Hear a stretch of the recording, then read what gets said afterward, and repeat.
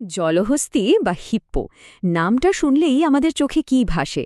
বিশাল শক্তিশালী একটা প্রাণী, তাই না?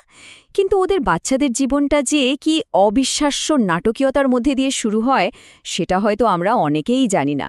চলুন আজ এক জলহস্তির বাচ্চার জীবনের সেই অবাক করা বুনো যাত্রার সঙ্গী হওয়া যাক।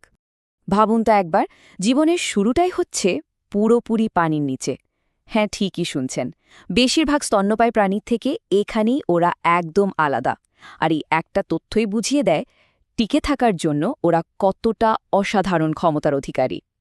তো স্বাভাবিকভাবে মনে প্রশ্নটা আসে, তাই না, যে যদি জন্ম পানির নিচেই হয়, তাহলে ওদের প্রথম নিঃশ্বাস নেওয়ার প্রক্রিয়াটা ঠিক কেমন? এই প্রশ্নটাই কিন্তু আমাদের আজকের আলোচনার দরজাটা খুলে দিচ্ছে। চলুন দেখি কিভাবে এই ক্ষুদে দৈত্যরা প্রকৃতির কিছু কঠিন চ্যালেঞ্জের মোকাবেলা করে। তাহলে চলুন একদম শুরু থেকে শুরু করা যাক। ওদের জীবনের প্রথম অধ্যায় পানির মধ্যে জন্ম। এই ব্যাপারটা শুনতে যতটা অদ্ভুত, তার চেয়ে অনেক বেশি গুরুত্বপূর্ণ। এটা শুধু পৃথিবীতে একটা নাটকীয় প্রবেশই নয়, বরং এটা ওদের টিকে থাকার কৌশলের প্রথম এবং সবচেয়ে জরুরি একটা ধাপ। দেখুন, কি দারুণ একটা ব্যাপার!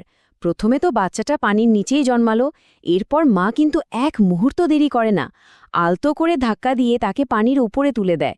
আর ঠিক তখনই বাচ্চাটা তার জীবনের প্রথম শ্বাসটা নেয়। এখানেই শেষ না, এরপর সে আবার পানির নিচে গিয়ে মায়ের দুধ খেতে শেখে। এই পুরো প্রক্রিয়াটা ওদেরকে কুমির বা অন্য শিকারীদের থেকে আড়ালে রাখতে সাহায্য করে। জন্মের ওই নাটকীয় মুহূর্তগুলো তো কেবল শুরু, আসল পরীক্ষাটা তো এরপর। প্রথম 1 বছর টিকে থাকার লড়াই। এই সময়ে ওদেরকে খুব দ্রুত বেড়ে উঠতে হয়, কারণ জঙ্গলের নিয়ম অনুযায়ী যার আকার যত বড়, তার সুরক্ষাও তত বেশি। চলুন দেখি এই দৌড়ে ওরা কিভাবে এগিয়ে যায়। শুনলে অবাক হবেন, জন্মের সময়ে একটা জলহস্তির বাচ্চার ওজন থাকে 25 থেকে 50 কেজির মধ্যে, মানে প্রায় একজন 12 বছর বয়সী মানুষের সমান। এই বিশাল ওজন নিয়েই কিন্তু ওদের সার্ভাইভালের জার্নিটা শুরু হয়। আর এত দ্রুত বেড়ে ওঠার পেছনের আসল রহস্যটা কি জানেন? সেটা হলো মায়ের দুধ। প্রথম 6 থেকে 8 মাস এ হাই ফ্যাট দুধই ওদের একমাত্র খাবার। এটাই ওদের দ্রুত ওজন বাড়াতে সাহায্য করে। এরপর ধীরে ধীরে ওরা ঘাস খাওয়া শুরু করে, কিন্তু প্রায় 1 বছর পর্যন্ত মায়ের দুধ ওদের ডায়েটে থেকেই যায়। আর এই পুষ্টির ফলাফল অবিশ্বাস্য। একটা জলহস্তির বাচ্চা তার জীবনের প্রথম বছরেই নিজের ওজন একেবারে দ্বিগুণ করে ফেলতে পারে। এই দ্রুত বৃদ্ধিটাই ওদেরকে জঙ্গলের কঠিন পরিবেশে টিকে থাকতে সাহায্য করে। ওদের আর একটা সুপার পাওয়ার আছে, যেটাকে বলা হয় ব্লাড সোয়েট বা রক্তের ঘাম। না না, এটা কিন্তু আক্ষরিক অর্থে রক্ত বা ঘাম কোনোটাই না। এটা আসলে ওদের ত্বক থেকে বের হওয়া একটা লালচে তেলতেলে তরল, যেটা একই সাথে প্রাকৃতিক সানস্ক্রিন আর অ্যান্টিবায়োটিকের কাজ করে। দারুণ না ব্যাপারটা?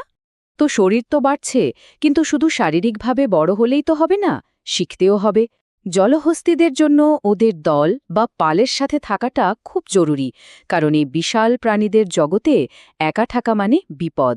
তো চলুন দেখি এই সামাজিক পাঠগুলো ওরা কিভাবে শেখে। এই তথ্যটা আমার কাছে খুব ইন্টারেস্টিং লাগে।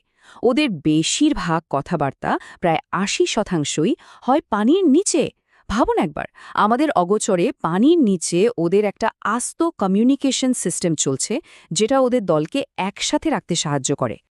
একটা বাচ্চা জলহস্তি আসলে মায়ের ছায়াতেই বড় হয়। মাকে আর দলের বাকিদের দেখেই ও সবকিছু শেখে। যেমন দিনের বেলা কিভাবে পানিতে নিরাপদে থাকতে হবে, আবার রাতে কখন ডাঙায় গিয়ে ঘাস খেতে হবে, দলের মধ্যে কার ক্ষমতা কেমন সেটাও বুঝতে শেখে।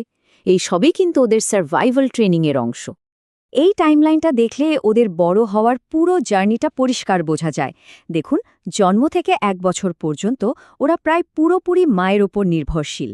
এরপর 1 বছর বয়স থেকে মায়ের সাথে সাথে ঘাস খাওয়া শুরু করে। আর ধীরে ধীরে প্রায় 2 বছর বয়সের পর থেকে ওরা দলের মধ্যে নিজেদের একটা জায়গা তৈরি করে নিতে শুরু করে। এভাবে ওরা স্বাবলম্বী হয়ে ওঠে। একটা বাচ্চার এতটা কঠিন পথ পেরিয়ে বড় হওয়ার গল্পটা তো জানলাম, কিন্তু ওদের পুরো প্রজাতির ভবিষ্যৎটা কেমন?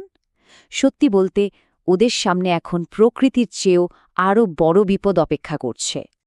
দেখুন, IUCN মানে যারা বিশ্বজুড়ে প্রকৃতি নিয়ে কাজ করে, তারা জলহস্তিকে ভালনারেবল বা সংকটাপন্ন প্রজাতি হিসেবে চিহ্নিত করেছে। এর সহজ অর্থ হল ওদের সংখ্যা আশঙ্কাজনকভাবে কমে আসছে এবং এখনই কোনো ব্যবস্থা না নিলে ভবিষ্যতে হয়তো বুনো পরিবেশে ওদের আর দেখাই যাবে না। কেন এই অবস্থা? প্রধানত 3টে কারণ আছে। 1. ওদের থাকার জায়গা মানে নদী জলাশয় কমে যাচ্ছে। মানুষ কৃষিকাজ বা বাড়িঘর বানানোর জন্য সেগুলো দখল করে নিচ্ছে। 2. ওদের মাংস আর দামি দাঁতের জন্য চোরা শিকার তো আছেই, আর 3 নম্বর কারণটা হলো মানুষের সাথে ওদের সংঘাত।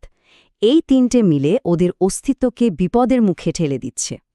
তো একটা জলহস্তী বাচ্চার জন্ম থেকে বড় হওয়া পর্যন্ত এই যে অসাধারণ একটা জার্নি, সেটা কিন্তু খুবই ঝুঁকিপূর্ণ। এখন প্রশ্নটা হলো, আমরা কি এই সুন্দর প্রাণীদের ভবিষ্যৎ সুরক্ষিত করতে পারব? ওদের টিকে থাকাটা এখন অনেকটাই আমাদের সম্মিলিত চেষ্টার উপর নির্ভর করছে। এমন সব ভিডিও পেতে ডিজিটাল আর্টিস্ট্রির সাথেই থাকুন।